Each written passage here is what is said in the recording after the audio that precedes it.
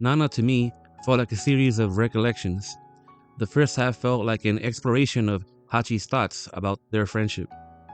Her narration was in post and tragically felt as if it was coming from a place of sorrow, longing, maybe even regret.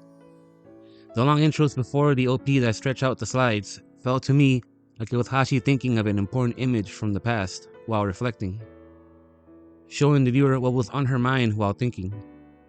The core of their pain is then portrayed by switching this over to Nana's perspective.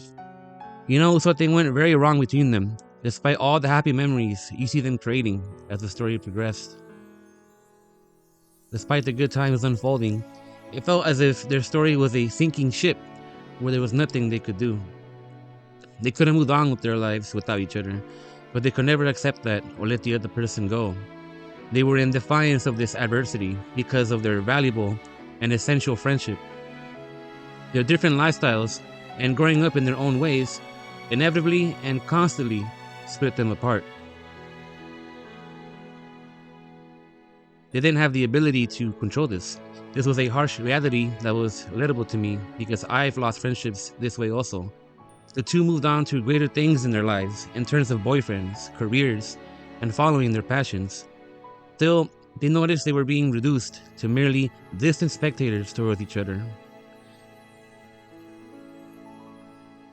Banana felt to me like a rejection of this idea of giving up on a friend, which made it feel hopeful to me as I felt inspired by their passionate ways to try and salvage this friendship and to show their intense respect for each other from a distance, as well as support. However, the harsh reality was that they inevitably drifted apart. As a result, no matter how fortunate they were on their own, no matter their relationships with their men or careers, the struggle and fading away of their friendship left a hole so big in their hearts that they could never truly feel happy. The older I get, the more I relate to Nana, and this is because I keep having similar experiences as the characters. I've had fallouts with good friends that felt avoidable, fallen out of love, cursing and rejecting it, and work jobs that broke my spirits and felt like a waste of time.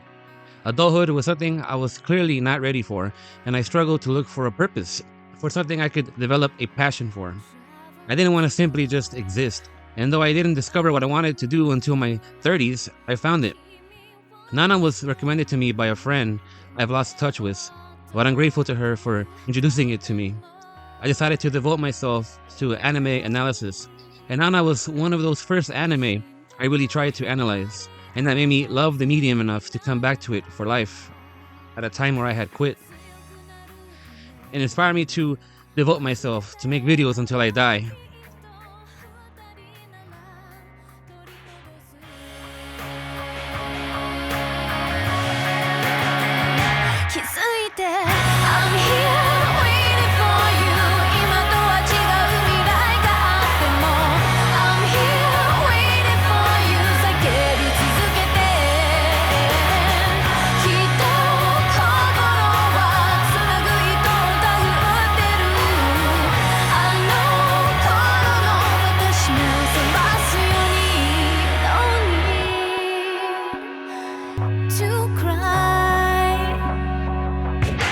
Nana is a story that fascinates me because a lot of us are used to stories where the characters always win and evolve.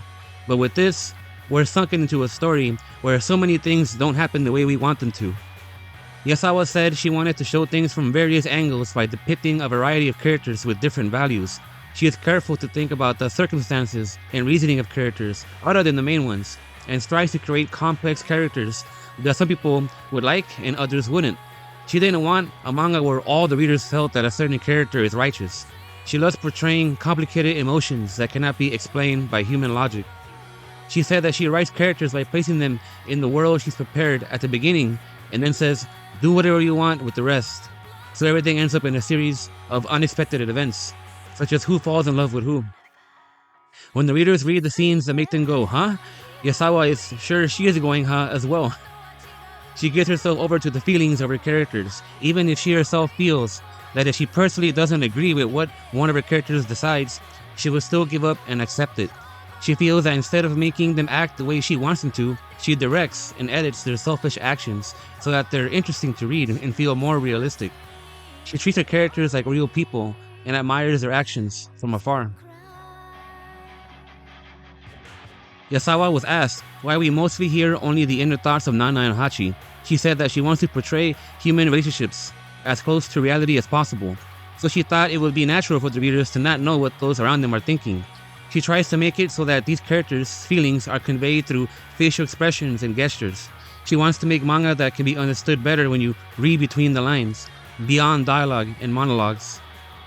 This comes from her love of works that leave room for the viewers to think. If you like Hachi and the person next to you finds her annoying, Yasawa would be glad because she wanted to experiment with the ways people are perceived. A lot of what Nana tells us is life is to keep going forward even though you are being pulled backwards.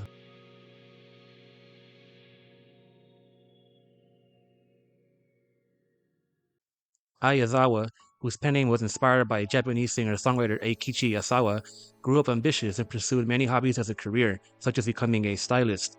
She found disappointment in having to leave many of them behind when she became a manga artist, just to discover that all the things she loved to do, she found in creating manga itself. Her mother would play all sorts of music at home, which led to her falling in love with music as a child. Japanese lyrics that are good at describing scenes and psychology had a big influence on her, and she's a big fan of the Muse. A fan of Pompadours, James Dean, and the Stray Cats, she originally was going to go with a rockabilly band for Nana before switching it to punk. Yasawa heavily studied fashion and considers it central to her storytelling. It is an important tool for her to express visually the sound manga can't produce. Since she can't let you hear how black sounds in the manga, the reader instead uses their imagination through their punk fashion.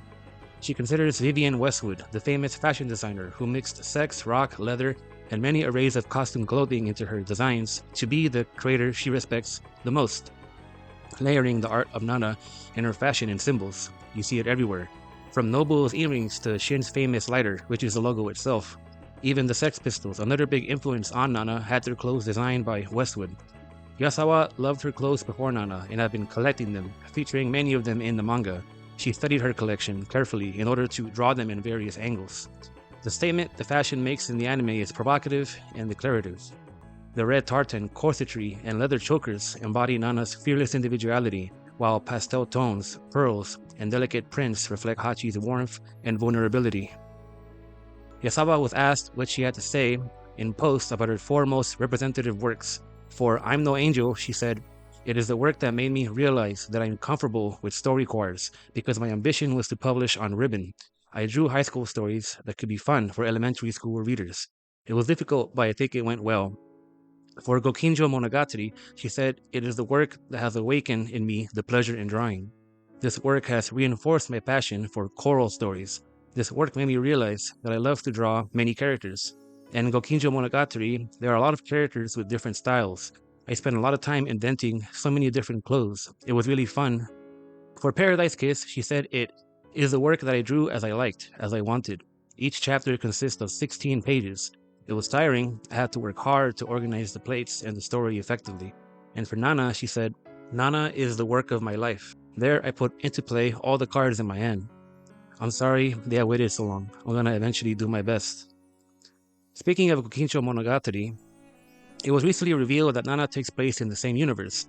In an interview, Yasawa said that the red dress Nana bought is from Mikako's brand Happy Berry.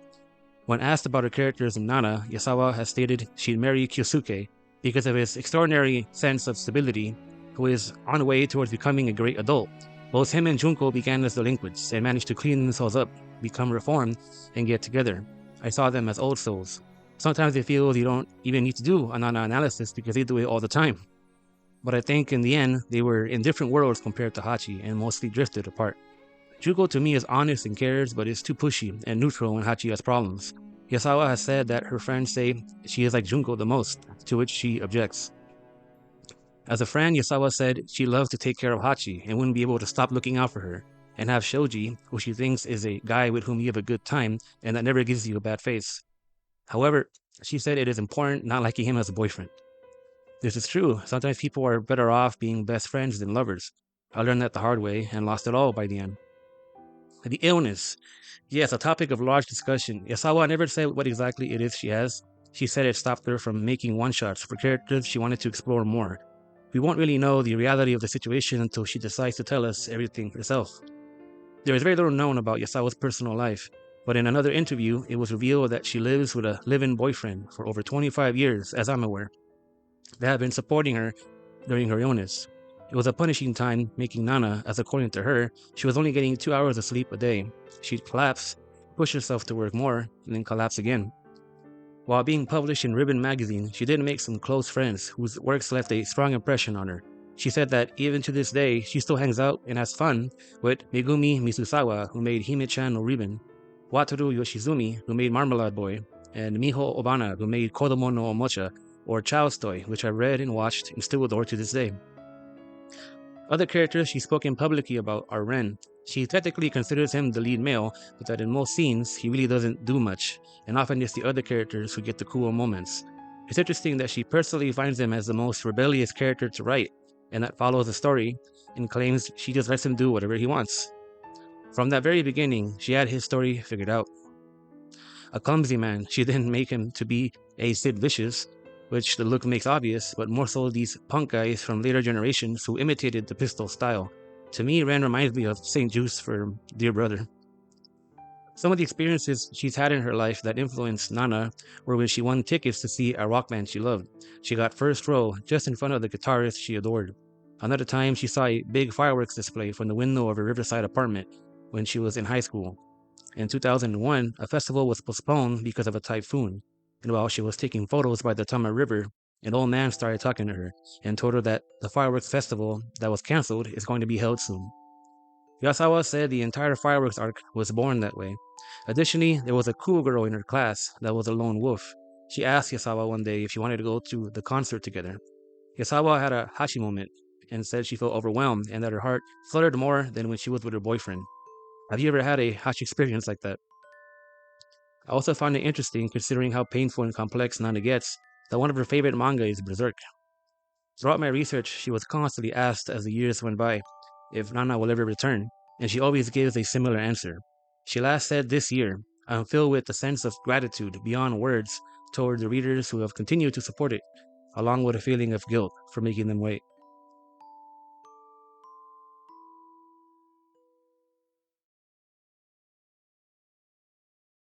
To me, Nana spiritually feels like an Osamu Dezaki anime. It shares that strong emotional escalation as the story progresses that many of his works have.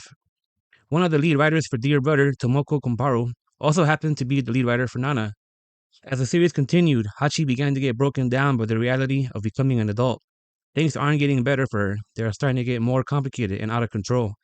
I think the second OP of Nana, Wish, signifies the beginning of things finally getting serious, that Hachi has reached the point where it is going to get even rougher, and that fate has now decided for her that playtime is over.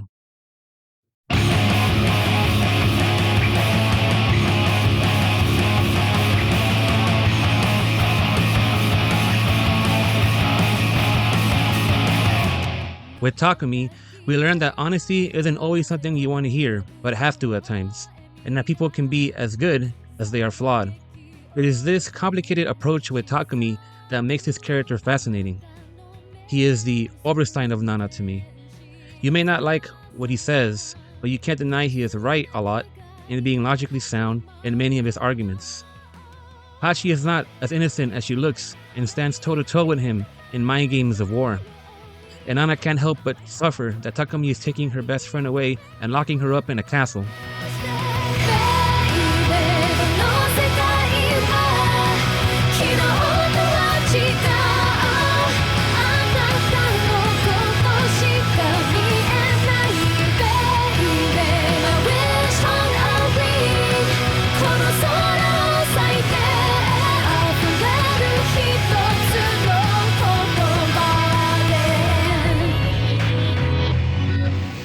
Takumi has a 24/7 business mindset. He applies this view towards everything because trapness is everything to him. It feels he gets so exhausted working that it can be easy for him to forget everything else, even if it's important. As a very analytical person who observes things from different angles, he's always ready to face things that happen in the moment and in calm, cool, and collected ways, quickly comes up with solutions to his problems. He is a good actor and manipulator. He doesn't look at morals or friendship, but efficiency, though he can be insensitive, rude, selfish, and outright make unforgivable choices. Everything is fair play for him to find a solution. Strangely, he is sort of an isolated force in his own way that you can respect at times, either through his hard work ethic, because he can get it together and take responsibility for Hachi and be able to handle her dramatic personality, and his absolute devotion to protect Trapnist at all costs. When he sat with Nana and Hachi and told Nana she had to go, Hachi wasn't aware that this was essentially a Trapnist business meeting. In an interview, Yazawa said she'd fall in love with Takumi but wouldn't marry him. She has stated clearly she is Team Takumi rather than Team Nobuo, though she believes Hachi will be happier with Nobuo instead. It was more so tragic circumstances outside of their control that led to what ended up happening. She said that she likes a man with a little poison in his personality, someone a little narcissistic and pompous, a bad boy you could say, though sometimes I think it legitimizes violent and wicked men. I can respect that he is a character who outright shows you everything about him, including his flaws, at the forefront and tells you, take it or leave it. At the same time, I can understand how his business mindset can make his feelings towards personal things seem artificial. Yasu said Takumi is a womanizer, but why didn't he approach Layla? Easy. If he can't hold a functional relationship with women, what would happen to Trapnist if Layla and him fall apart? It would destroy the band. It's a business move. As for Hachi, he took Nobuo as a challenge and kept competing with him. Yazawa said that the more complicated love is, the more you chase it.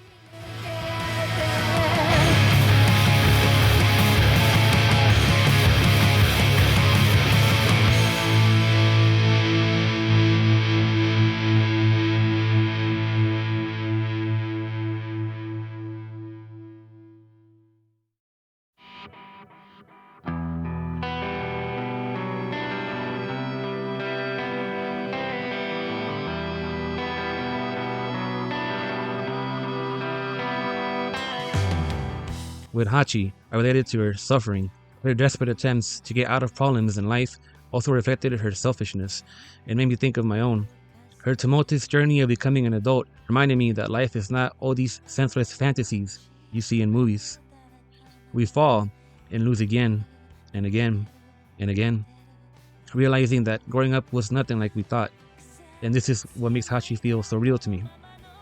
Her story is one of waking up to the harsh realities of life and constantly losing herself to fate that curses her by constantly colliding with her goals from what feels like circumstances outside of her ability to control. Shoji was a victim of his own kindness, and as a man the viewers thought was kind and sincere, betrays her with the unthinkable. To Yazawa, showing this fallout between the two of them fills the fascination of how human beings willingly and knowingly do things against their own interests.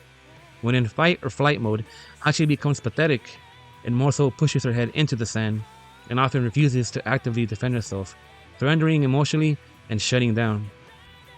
It saddens me how happy Hachi was during her country girl days, as the city life, quite frankly, chewed her up and spat her out. Don't we always think about the past when we are older and think to ourselves, remember when things were better?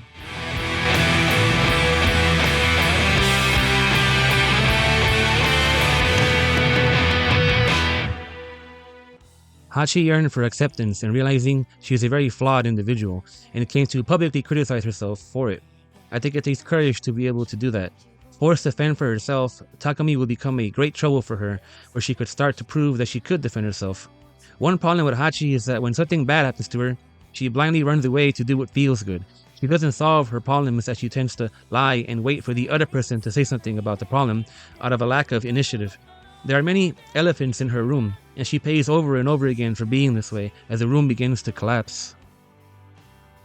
She sometimes looks towards Takumi like a drug to numb her, since she saw nothing really going on between them, and furthers this escapist mindset of running away to keep doing what feels good, even if it's a bad choice, just to feel better about herself. Yazawa wrote Hachi in a way to get across this idea that no matter what kind of character one is, there will be people who think poorly of them, and others who think positively. It's something she sees as normal that she wanted to get across with Hachi's character, as her constant bad choices can make you question her a lot. She's bad with money, not considering at all what a budget is, working dead-end jobs and having no real ambitions. Things feel that they can't get any worse for her, but they do. This is similar to how I felt with Ashura no Joe. You think things can't get any worse, but they do. and they still continue to nosedive what feels endlessly beyond our comprehension. Another common theme found in Nana is how work is used as a way to deal with pain. It's not solving the problem, it's not really making anything really better, but it does distract you and keep you busy. It keeps things off your mind, but you are still only running away because you want to temporarily block out the pain. Not only that, when you have a random schedule, you lose track of what day it is. Weekends don't really mean much anymore when you constantly work like that. You find yourself being constantly blocked from seeing the one you love. I know these feelings too much. What if there is one thing I could say I admire about Hachi, it's her uncompromising love, loyalty, and dedication towards Nana, even when both are being drifted apart by their opposite-like lives. She never forgot about her, and longed for her friendship still. The scene where she sees that disgusting graffiti about Nana and crosses it out is a silent but powerful act of love and loyalty that prove once again her sincerity, that this is a person I cannot be happy living without, and even at our lowest, I'll still be there in spirit with you and defend your name whenever it needs to be saved. It was Nana getting back with Ren that inspired Hachi to want to love again. In helping Nana get back with Ren, she was able to take Shoji off her mind. She finally realized that pain and love are inseparable. The further you fall into it, the greater the pain gets. Hachi finally accepted that and developed, growing out of wanting that fake Disney love, at least a little. There is a difference between what Hachi is able to achieve and the reality of it. Sure, she got the attractive rich boyfriend, the baby, and expensive housing. But none of this matters because ultimately she's not happy.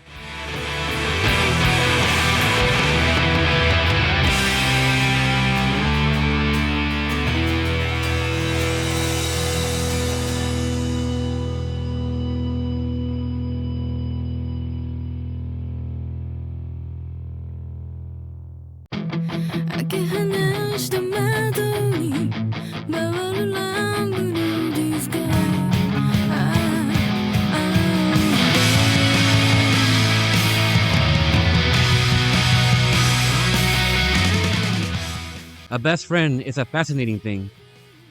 We may not be in love with them, but they provide a kind of support, or we may put more value on them than a lover. With the Nana movies, the first one came out before the anime, and the second one even featured a live blast street performance in Japan. The songs Zay and Trapness play here are different from the ones in the anime, but worth it enough on their own as a unique and emotional experience in their scenes. It is interesting that this is the first major vision in adapting Nana, and it did well in capturing the stylish and provocative fashion of the series. I think at its core, it's satisfying enough as a treat for Nana fans. The song you hear is the theme song for the first movie called Glorious Sky, sung by Nika Nakashima, playing Nana. The lyrics are written by Yazawa herself and embrace many of the core themes of hope, love, and resilience in a bittersweet manner.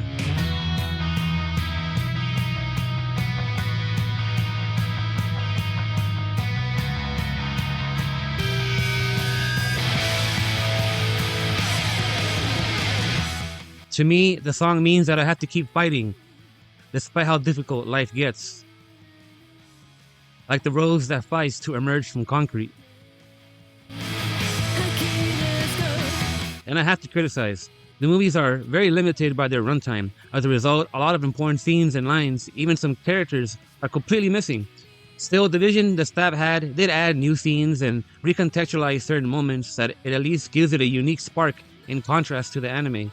Despite this, the viewers still will very noticeably see that much of what we have come to love about Nana won't be there. The structure of the movie is interesting, though it's all over the place, especially in the second movie. It's like a jigsaw puzzle that's missing pieces and they try to force it back together with glue and some incorrect pieces. Yasu is also not really portrayed well as the type of helpful friend we've come to know. As a result, I'm watching this and thinking, where's this line? Why is that here? Why is this character doing the opposite of what they would do in the manga?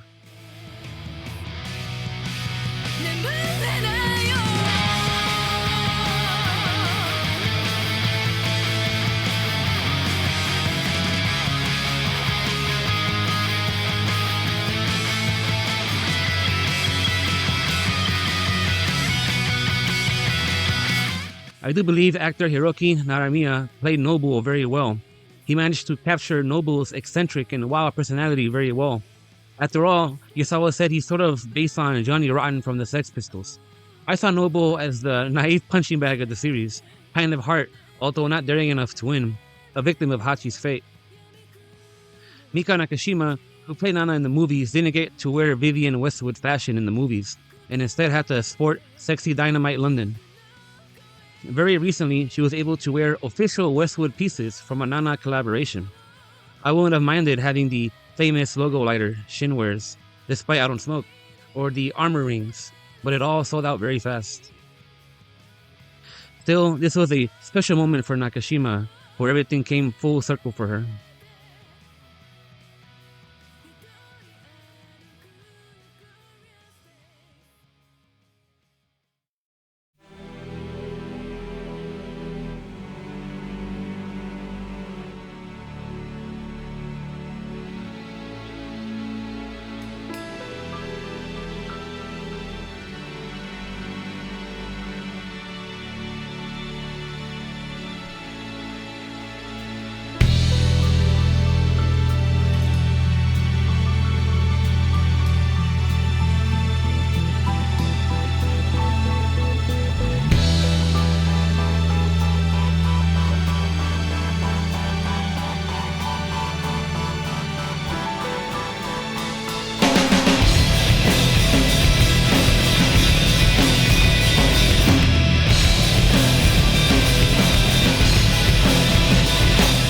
Who doesn't like Yasu? He's like a guardian angel, a holy man. I find him very mysterious, as the anime really doesn't tell you much about him on purpose. He's very closed off about himself, though we are teased small but significant circumstances about his childhood, and we're always wondering what exactly he does as a lawyer. Yasawa said that he is her favorite. He feels that even if she were to break down, she'd feel his generosity and feel relieved just by being by his side in silence. Yasu seems too perfect to me. I even became envious of him. I find him peculiar because I want to see Yasu's flaws. I want to see how he deals with hardship.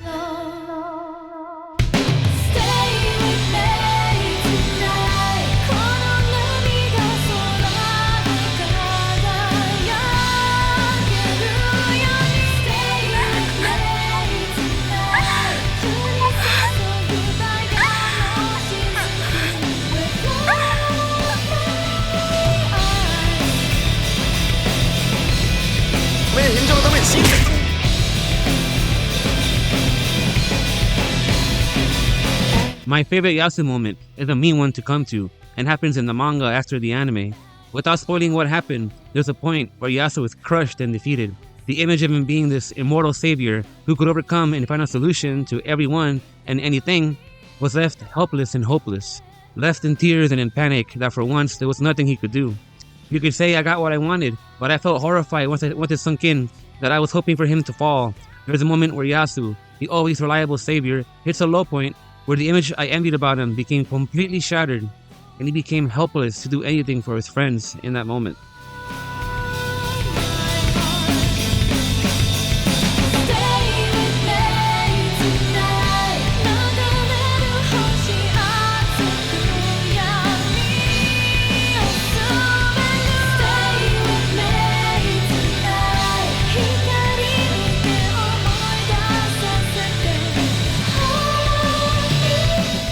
Unlike Junko and Kyosuke, Yasu gets more involved in the problems the characters go through, and sometimes acts as a puppet master. You could even suggest manipulation, but with good intentions. Nana is something that exists in another world to Yasu. He can't get too close to her for Ren's sake. Nana thinks that he sees her as Ren's woman, and it's interesting how much self-control and support Yasu has for them.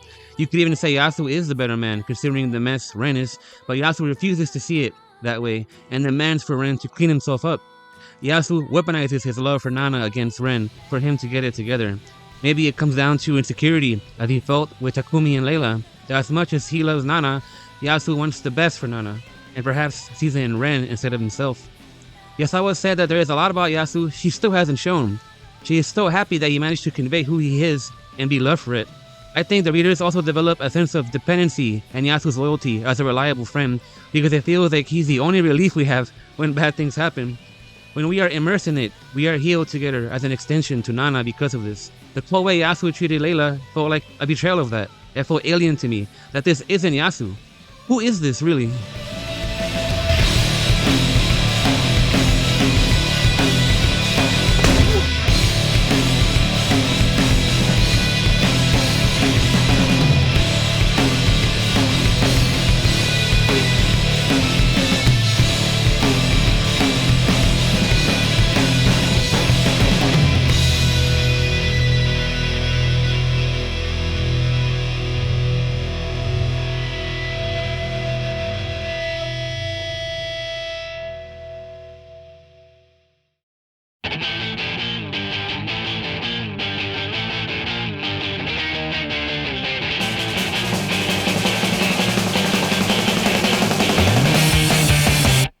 desperation, anxiety. The destruction of Hachi and Nana's relationship spans through a few episodes that feel suffocating, awkward tension, and anxiously tense feelings from both Nanas can be felt. They are facing each other physically, but mentally talking in opposite directions, indirect about the important bits that needed to be talked about and sorted out. Hachi is like her sustenance, her person of comfort. Hachi tamed the woman who had a terrible childhood, helped her open up as a person, and taught her for the first time what it means to have a best friend. Hachi was like Nana's fairy godmother when she brought Ren back to her. As a result, Nana became her black shining prince.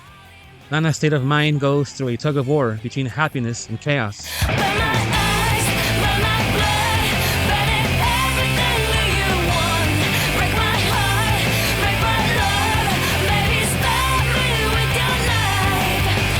There was something about Hachi that clicked in Nana the moment they met, that led to her showing a strong sense of loyalty almost immediately.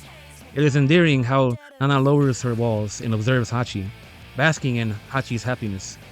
It fascinates me how two people with completely different backgrounds, who look like opposites, resonated with each other so strongly on a spiritual level. It's happened to me. I respect how independent she is in her ambition to become somebody great and to challenge Ren with this. Her passion for singing is something I admire and that inspires me to keep following my own.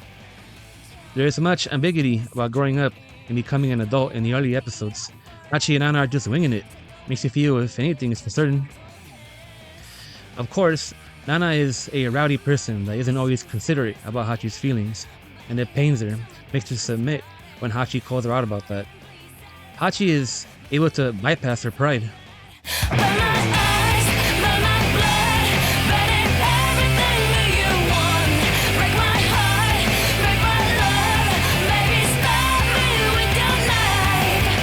As for the third OP, the song to me represents Nana's suffering, but that she has the determination to keep on going and push forward regardless. I think that's the feel of the third OP. Things get bad, but we keep marching on. I think she became too comfortable with Yasu's love. It gives her a sense of guilt, how much he does for her, how dependent she becomes of him, to the extent she often turns to him instead of Ren. She loves Ren, but in the back of her mind, she has some feelings for Yasu that are dormant, that she might not be fully aware about.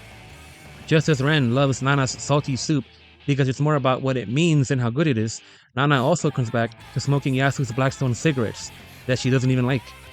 There is something about her desire for Ren, how only meeting up and having sex annoys her, and makes her feel he is distant with her. And is it even worth it? Is it worth it at all? But they talk it out and look for solutions. It's not about having the perfect relationship, but being able to talk it out when problems occur. People who only want the perfect relationship and ignore the problems are setting themselves up for failure. Nana to me feels like the kind of person made weak by her feelings of love for people and will go against what she thinks is better for her because she can't help but not let go of these feelings for reasons she doesn't really understand.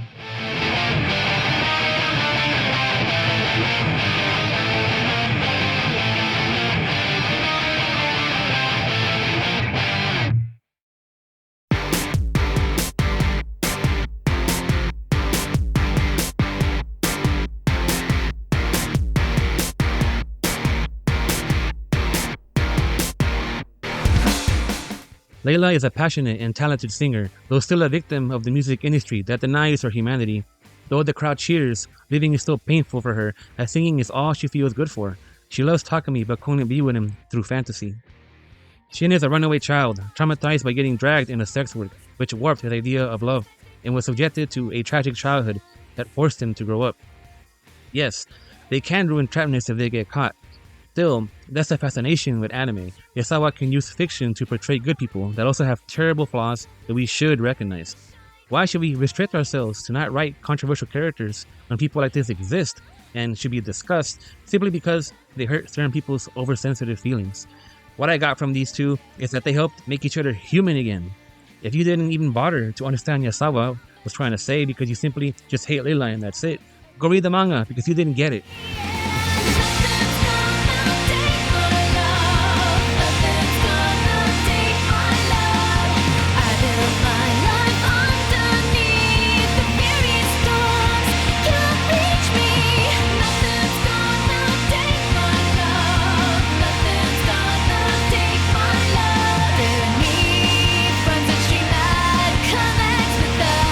Ocean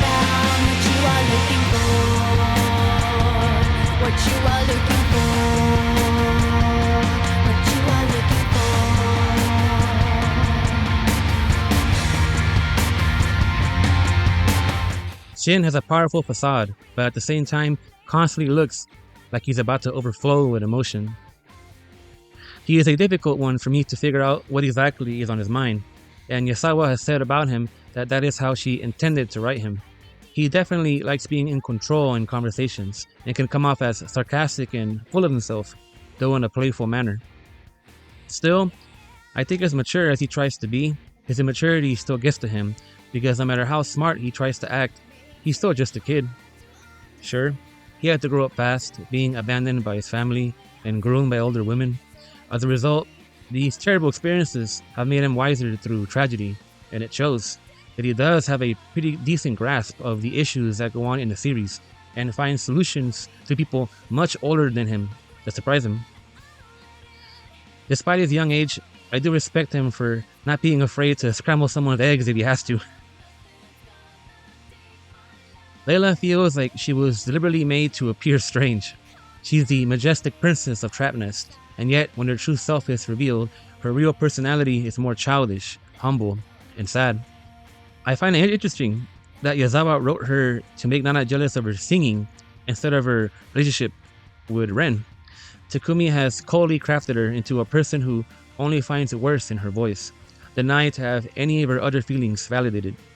She can be incredibly selfish though, as to not think about Shin's position and also Nana's love for Ren, as a scandal with her and Ren can be terrible if she gets too careless with him. By the time she realizes the consequences of her actions, it's too late. She acts in the moment.